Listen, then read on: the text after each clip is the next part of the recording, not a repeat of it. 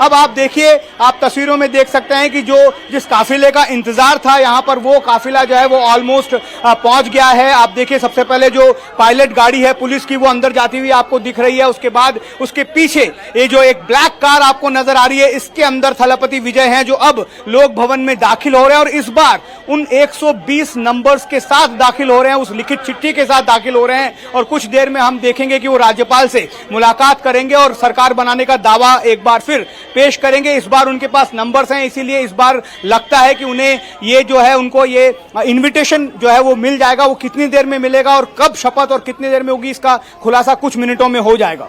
तो देखिए, 3 दिन से लगातार मुलाकात कर रहे थे राज्यपाल से विजय और खाली हाथ वहां से लौट रहे थे क्योंकि राज्यपाल की तरफ से सरकार बनाने का न्योता विजय को नहीं मिल पा रहा था। लेकिन आज बेहद अहम हो जाती है तस्वीरें, क्योंकि आज जब विजय पहुंचे हैं तो उनके पास 120 विधायकों के समर्थन का लेटर है जो इस बात की तस्दीक करता है कि विजय सरकार बना सकते हैं, तमिलनाडु के अगले मुख्यमंत्री बन सकते हैं, पूरा सपोर्ट उनके पास है। और आज यहाँ से टी राघवन जब विजय निकलेंगे तो ये तस्वीर बिल्कुल अलग होगी, क्योंकि अब बिल्कुल कंफर्म कि वही मुख्यमंत्री होने जा रहे हैं तमिलनाडु के और शपथ लेने वाले।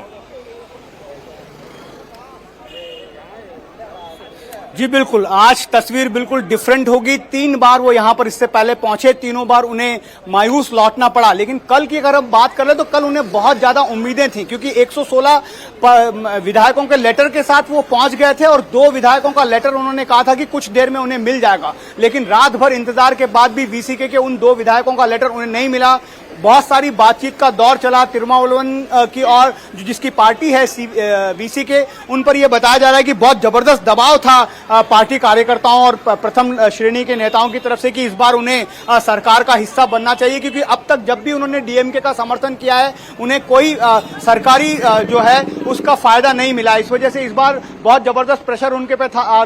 हालांकि जो एमके स्टालिन है, जब उन्होंने मुलाकात की थी तो उन्होंने स्पष्ट कहा था कि इस सरकार को आपको, मेरा ये मत है कि आपको बाहर से समर्थन देना चाहिए, ताकि किसी भी इशू पे अगर वो हमारी बात को नहीं माने तो सरकार से समर्थन वापस लिया जा सके। यही काम वामपंथी दलों ने भी किया था और इसी वजह से हमने देखा कि अब जब लेटर सामने आया तो उसमें साफ लिखा गया है कि वो अनकंडीशनल सपोर्ट है, चाहे वो आईयूएमएल के 2 विधायकों का लेटर हो जो भी पिछले अब तक डीएमके का हिस्सा थे। एक और बहुत इंपॉर्टेंट बात यह है कि इन तीनों ही पार्टियों ने, आईयूएमएल, वीसीके और दोनों वामपंथी दल, यानी चारों पार्टियों ने ये साफ साफ कहा है कि अभी भी वो राज्य स्तर पर डीएमके के गठबंधन का हिस्सा रहेंगे।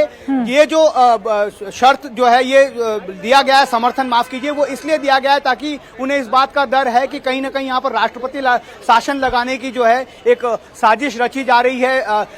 गवर्नर जो है बार बार इस चीज को टाल रहे हैं, उन्हें फ्लोर ऑफ द हाउस में बहुमत साबित करने का मौका नहीं दिया जा रहा है, उन्हें सीएम पद की शपथ नहीं दिलाई जा रही है। तो उन्होंने इस तरह का आरोप लगाते हुए कि एक साजिश यहाँ पर बीजेपी रच रही है, इस पूरे समर्थन को दिया है और उन्होंने कहा है कि ये लगातार स्क्रूटनी पर रहेगा। तो इसलिए हम कह सकते हैं कि सीएम बनने के बाद भी उनके लिए जो रास्ता है वो आसान नहीं है। अब वो अपने नंबर्स को कैसे बढ़ाएंगे, एक अलग राजनीतिक घटनाक्रम हो सकता है जिसकी सुगबुगाहट भी देखने को मिल रही है। एआईडीएम के कैंप से ऐसा लग रहा है कि बहुत सारे विधायक ऐसा हैं जो पाला बदलने के लिए तैयार हैं, लेकिन वो बात की बात होगी। लेकिन अब इतना तय है कि कुछ देर में जब यहाँ से विजय वापस निकलेंगे चौथी बार, तब वो सीएम डेजिग्नेट बनकर निकलेंगे।